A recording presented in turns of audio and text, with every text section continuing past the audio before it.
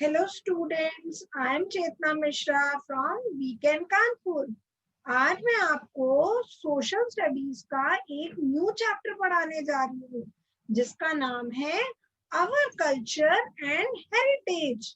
हमारे चैप्टर का क्या नाम है? अवर कल्चर एंड हेरिटेज, जिसमें हमें इंडिया के कल्चर के बारे में, इंडिया की हेरिटेज के बारे में पढ़ने को मिलेगा और हमें पता चलेगा कि हेरिटेज क्या होती है, हेरिटेज कितने टाइप्स की होती है और हमारे कौन कौन से मॉन्यूमेंट्स हैं जो कि वर्ल्ड हेरिटेज साइट्स में हैं। और हम इस चैप्टर में अपने जो है फेस्टिवल्स के बारे में भी रीड करेंगे। तो चलो बच्चों, हम लोग जल्दी से स्टार्ट करते हैं अपना new chapter our culture and heritage. मैंने अभी आपको बताया हम इस चैप्टर में क्या क्या पढ़ने वाले हैं। अभी हम सिर्फ 4 चीजें पढ़ेंगे। सबसे पहले introduction and what is heritage. Introduction पढ़ेंगे, क्या होती है कल्चर और हेरिटेज की, हेरिटेज क्या होता है ये पढ़ेंगे, टाइप्स ऑफ हेरिटेज पढ़ेंगे और मॉन्यूमेंट्स में हम लोग जो है स्तूपा पढ़ेंगे। तो सबसे पहले our culture and heritage. Just as there are many beautiful monuments across the world, India also has a rich history of art and architecture. तो इसका मतलब है कि जैसे पूरे संसार में, वर्ल्ड मीन्स संसार, जैसे पूरे संसार में बहुत सुंदर सुंदर मॉन्यूमेंट्स है, मॉन्यूमेंट्स मतलब बिल्डिंग, स्टेचू, तो वैसे ही इंडिया की जो हिस्ट्री है आर्ट में और आर्किटेक्चर में, आर्ट मीन्स आपकी क्रिएटिविटी, ड्राइंग, पेंटिंग्स उसमें, और आर्किटेक्चर मीन्स हमारी बिल्डिंग्स, मॉन्यूमेंट्स, स्टैचूज, उसमें हमारी हिस्ट्री जो है वो बहुत रिच है। तो उसने बताया आगे, these includes our culture, traditions, historical monuments, music, dance, paintings, literature, and poetry. These have been passed down to us from our earlier generation and are also called our heritage. इसका मतलब है art और architecture में क्या क्या चीजें आती है। तो आर्ट और आर्किटेक्चर में आता है हमारा सबसे पहले कल्चर। सबसे पहला हमारा क्या आता है? कल्चर। कल्चर का मतलब होता है कि हम किस तरीके से रहते हैं और हमारा क्या ड्रेसिंग सेंस है, हमारा क्या खान पान है, ये सब हमारे कल्चर में आ जाता है। ठीक है ना? जैसे कि हमारे कल्चर में क्या है कि मम्मा लोग जो होती हैं वो साड़ी पहनती हैं या सूट पहनती हैं, पापा लोग जो होते हैं वो कुर्ता पैजामा पहनते हैं। तो ये क्या है? ये हमारे कल्चर को रिप्रेजेंट करता है इंडिया के। दूसरी चीज है ट्रेडिशन। ट्रेडिशन का मतलब होता है रीति रिवाज।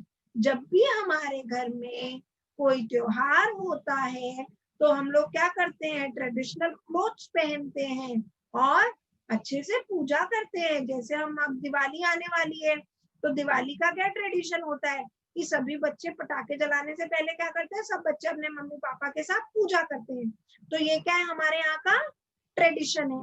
जिस दिन दिवाली का त्योहार होता है हम सब बच्चे क्या करते हैं? सब बच्चे जो है न्यू न्यू कपड़े पहनते हैं और जनरली जो बॉयज होते हैं वो कुर्ता पजामा पहनते हैं, शेरवानी पहनते हैं, और जो गर्ल्स होती हैं वो लहंगा पहनती हैं, सूट पहनती है। तो ये क्या है? हमारा ट्रेडिशन है। तीसरी चीज हमारे आर्ट एंड आर्किटेक्चर में आती है हिस्टोरिकल मॉन्यूमेंट्स।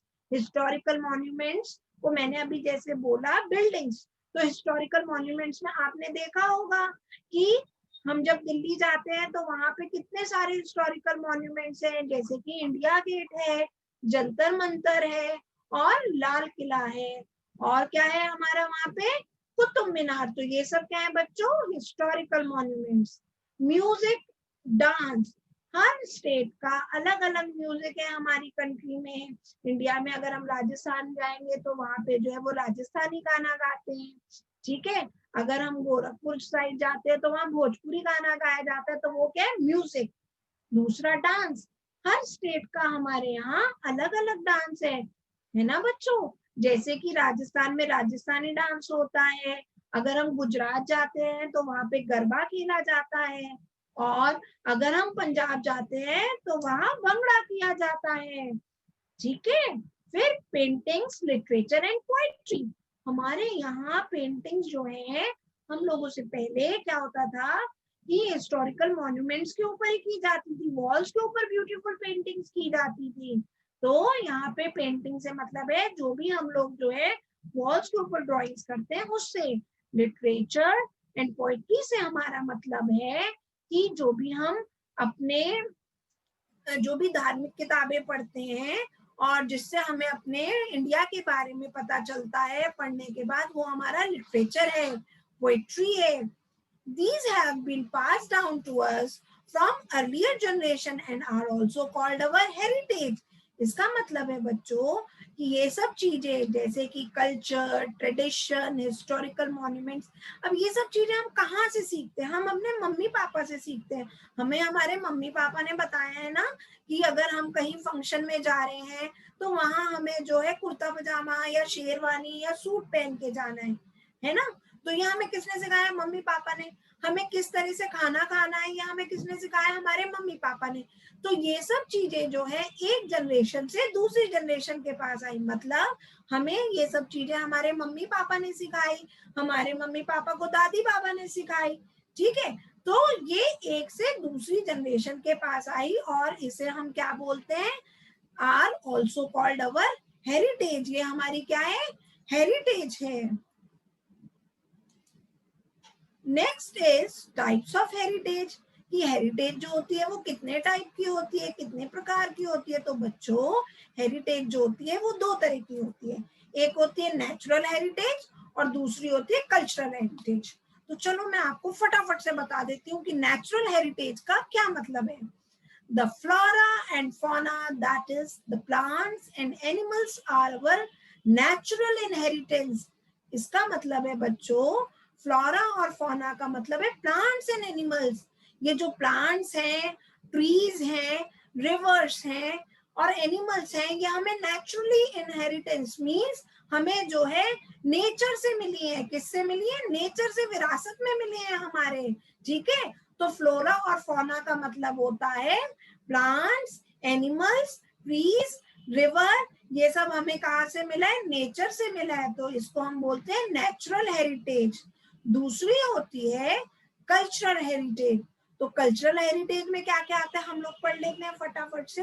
तो कल्चरल हेरिटेज में आपका आता है दीज इंक्लूड्स हिस्टोरिकल बिल्डिंग्स और मॉन्यूमेंट्स। हिस्टोरिकल बिल्डिंग जैसे आप इस पिक्चर की बैकग्राउंड में देख रहे होगे कि यहाँ इंडिया गेट बना है, पीछे ताजमहल बना है, लोटस टेम्पल बना है, कुतुब मीनार बना है।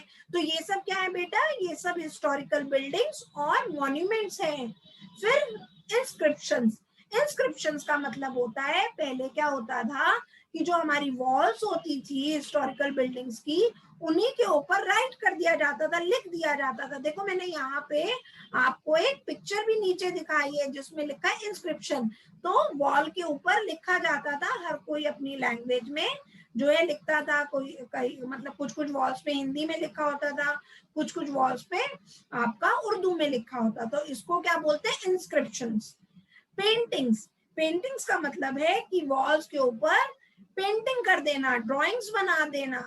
ठीक है। जैसे कि हम लोग अजंता और एलोरा के बारे में अभी पढ़ेंगे तो आप वहां देखोगे कि अजंता और एलोरा में जो है वॉल्स के ऊपर बहुत ब्यूटीफुल ब्यूटीफुल ड्राइंग्स बनी हुई है। इवन हमारे इंडिया गेट पर और इवन हमारे कुतुब मीनार पे भी जो है बहुत ब्यूटीफुल सी पेंटिंग्स बनी हुई है।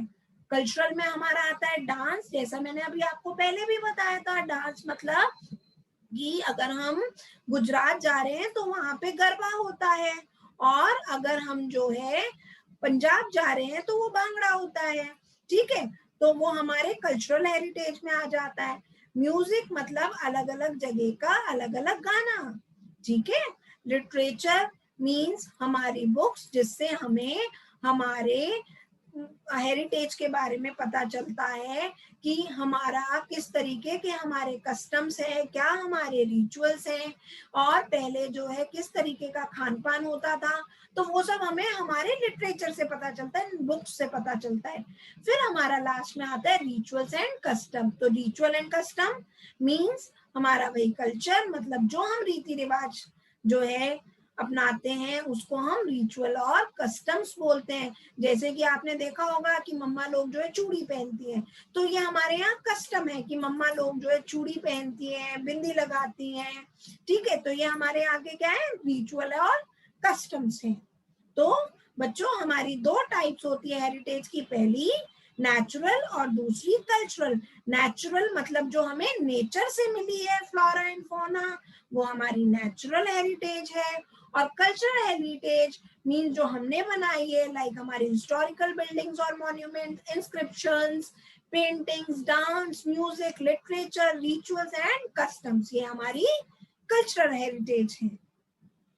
अब हम पढ़ेंगे सबसे पहला हिस्टोरिकल मॉन्यूमेंट जो है, हम यहाँ पे पढ़ने वाले स्तूपास के बारे में। किसके बारे में पढ़ेंगे? स्तूपास के बारे में।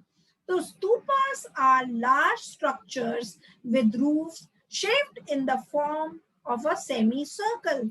स्तूपास जो होते हैं बड़ी बड़ी बिल्डिंग होती है, जैसे आप इस में देख रहे होगे पीछे एक बड़ी सी बिल्डिंग बनी है, ये क्या एक स्तूपा है। और स्तूपा क्या होता है, बहुत बड़ी सी बिल्डिंग होती है जिसकी रूफ मतलब छत, उसकी छत बच्चों कैसी होती है, सेमी सर्कल होती है। सेमी सर्कल का मतलब होता है जैसे कि एक सर्कल होता है, अगर मैं उसे हाफ कर दूंगी तो वो मेरा क्या बन जाएगा, सेमी सर्कल बन जाएगा, ठीक है। तो हमारे स्तूपास की जो रूफ होती थी वो सेमी सर्कुलर होती थी। These buildings are associated with Buddhism and are said to contain relics of Buddha. तो ये जो स्तूपास होते हैं ये किससे एसोसिएटेड होते हैं? एसोसिएटेड मतलब जुड़ना, किससे जुड़े होते हैं? बुद्धिज्म से। और and are said to contain relics of Buddha, और इस पे क्या बने होते हैं? बुद्धा के रेलिक्स बने हुए हैं। स्तूपा के ऊपर क्या बने हुए हैं? बुद्धा के रेलिक्स। रेलिक्स का मतलब क्या होता है? वो बुद्धा के टाइम का जो मतलब उन्होंने जो भी अपनी जिंदगी में देखा, जो जो चीजें फेस करी, उससे जुड़ी सारी इंपॉर्टेंट चीजें जो है वो उस स्तूपा पर बनी हुई है। जैसे कि मैंने आपको नीचे एक पिक्चर दिखाई है, आपको दिख भी रही होगी, जिसमें मैंने लिखा है were seen relic of Buddha. तो इसका मतलब है कि बुद्धा के टाइम में किस तरीके से लड़ाई होती थी। तो आपको इस पिक्चर में दिख रहा होगा कि कुछ जो है सोल्जर्स जो है बो एंड एरो लेकर के फाइट कर रहे हैं। तो ये क्या है? रेलिक्स, जिससे कि हमें बुद्धा के टाइम की मेमोरीज में हमारे रहे। तो उसके रेलिक्स जो है हमने क्या किए, इस स्तूपास पे बना दिए। The stupa at Sanchi in Madhya Pradesh is one of the oldest stupas. तो बच्चों ये जो पिक्चर पीछे बैकग्राउंड में बड़ी सी बनी हुई है, ये कौन सा स्तूपा है? इस स्तूपा का नाम है सांची स्तूपा, और ये बच्चों कहाँ पे है? मध्य प्रदेश में है। ये सांची स्तूपा मध्य प्रदेश में है और ये सबसे ओल्डेस्ट स्तूपा है। It is surrounded by 4 gateways. Gateways का मतलब होता है दरवाजे, डोर्स। तो इस स्तूपा के 4 दरवाजे हैं, 4 गेटवेज हैं कि 4 जगह से हम आ जा सकते हैं। The stones used to make these gateways are carved with scenes from the life of the Buddha. और ये जो स्तूपा जिन स्टोन से बना है, जिन पत्थरों से बना है, ठीक है, हम वहां पे क्या किया गया, उसके ऊपर जो है बुद्धा की लाइफ के, लॉर्ड बुद्धा की लाइफ के सीन्स की ड्राइंग्स जो है वो बनाई गई हैं, पेंटिंग्स बनाई गई हैं। तो बच्चों हम ध्यान रखेंगे स्तूपा क्या होता है। तो अगर आपसे पूछें कि स्तूपा क्या होता है तो आपको you will write stupas are large structure with roof shaped in the form of semi circle, in the form of semi circle, है ना। एंड दीज बिल्डिंग्स ये किससे एसोसिएट होती है? बुद्धिज्म से, और इसके ऊपर जो है बुद्धा के रेलिक्स होते हैं। और सबसे ओल्डेस्ट हमारा जो है स्तूपा कौन सा है? दैट इज, आई नो सबको मालूम है, दैट इज सांची स्तूपा इन मध्य प्रदेश। और it has 4 gateways and all the gateways are carved with the scenes from the life of Buddha और जितने भी गेटवेज हैं, चारों गेटवेज पे जो स्टोन्स बने लगे हैं, उन स्टोन्स के ऊपर बुद्धा की लाइफ के सीन्स जो हैं वो बनाए गए हैं, जिसको हम क्या बोलते हैं, रेलिक। जैसे कि मैंने अभी ये नीचे जो पिक्चर बनी है उसके बारे में आपको एक्सप्लेन किया कि इसमें एक वॉर सीन दिखाया है कि किस तरह से सोल्जर जो है बो एंड एरो से फाइट कर रहे हैं। तो आई होप स्टूडेंट्स आपको ये वीडियो अच्छा लगा होगा, आपको अच्छा समझ आया होगा कि जो है स्तूपा जो थे वो क्या थे, हमारा कल्चर क्या है, हमारी हेरिटेज क्या है। तो अगर आपको ये वीडियो पसंद आया है तो इस वीडियो को लाइक करेंगे, और अगर किसी बच्चे को कुछ भी पूछना हो तो वो कमेंट में अपना क्वेश्चन मैम को भेज सकता है। और अब हम नेक्स्ट क्लास में आगे पढ़ेंगे अपने हिस्टोरिकल मॉन्यूमेंट्स के बारे में। तो ओके बच्चों, बाय एंड टेक केयर।